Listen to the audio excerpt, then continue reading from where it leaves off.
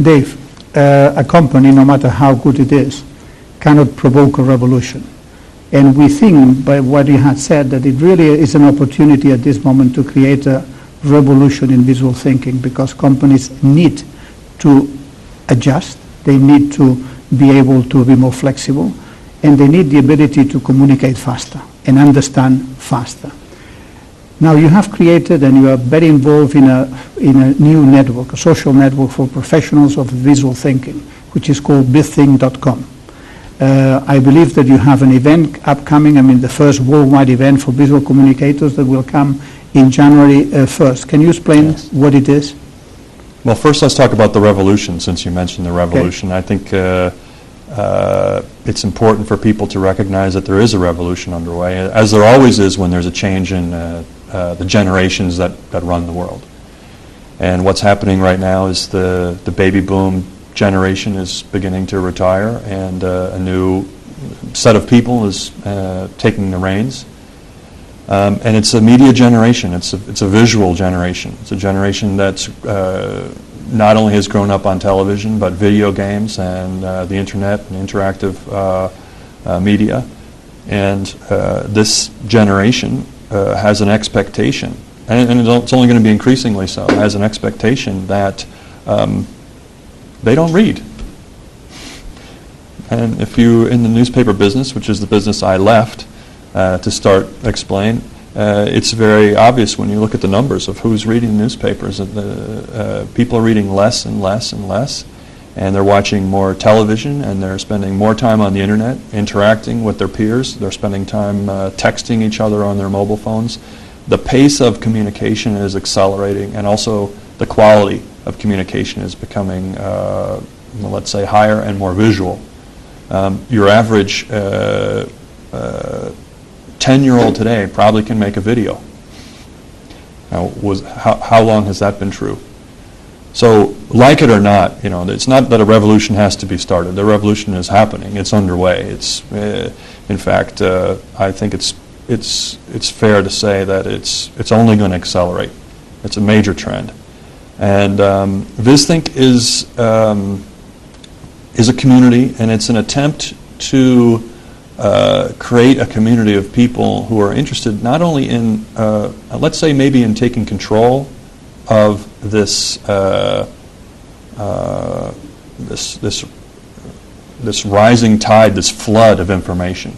And I think everyone, most people in the world today are media literate, by which I mean they watch television, they can maybe read between the lines. They're not taken in or snowed by special effects or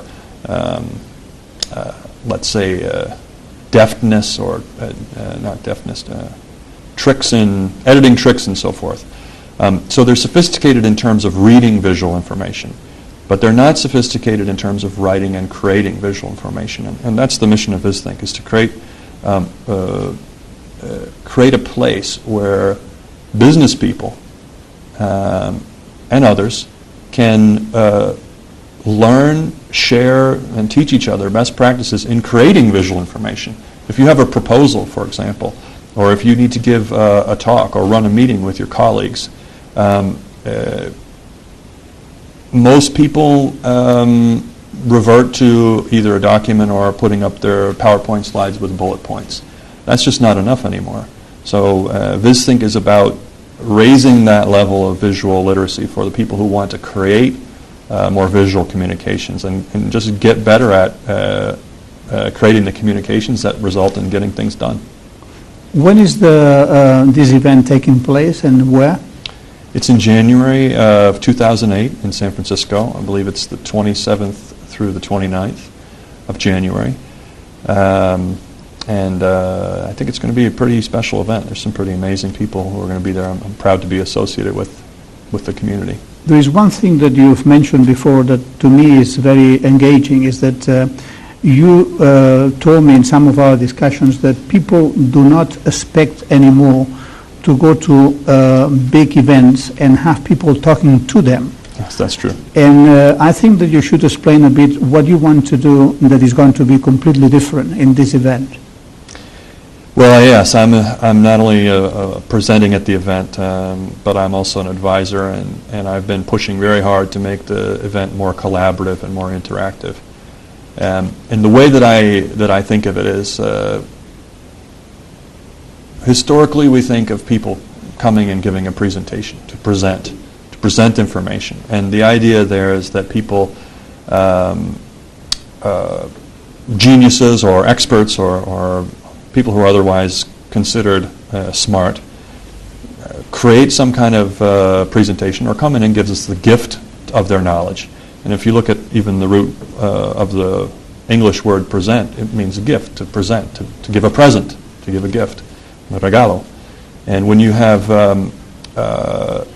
people today who are more media literate, as we were discussing, who are used to being on the internet, which is a two-way medium. They're chatting with people, they're collaborating, they're creating things online. They're not necessarily just there as passive receivers of information like we used to be when we were watching TV. We're interacting with each other and with information in a much more collaborative way. So I think the whole paradigm of presenting and presentation and the genius coming to the group with a gift, much as like a priest in the front of a congregation, I think we need to create more opportunities for conversation. People enjoy having collaboration and conversation, not just with the expert, but with their peers, and with other people. So when if we create an opportunity for people to get together and have a conversation, and if you look at the roots of the word conversation, it's to turn together, to make to learn together and take ourselves around a bend and to see a new vision or a new way of doing things. And I think what we're doing at VizThink and what I hope to see happening there is a lot more interaction, a lot more dialogue, a lot more conversation, hands-on activities, people working with paper and scribbling and drawing out their ideas as opposed to sitting in a dark room watching a genius talk. We are talking about... Not that I'm a genius. Yeah, we are talking about a very limited amount, about 500 people or something like this? Yes, and I think, 500 is maybe, I don't know if you call it a large group or a small group. To me, it's a group that's small enough that you can really get to know people, and I think it's a good number to start with because it'll give us an opportunity to, I think it's 300 to 500 that we're looking for, and I think it's a great number because it'll give people a lot more opportunity to interact with the speakers and participate in the workshops and get to know each other. Dave, let's go back to basics.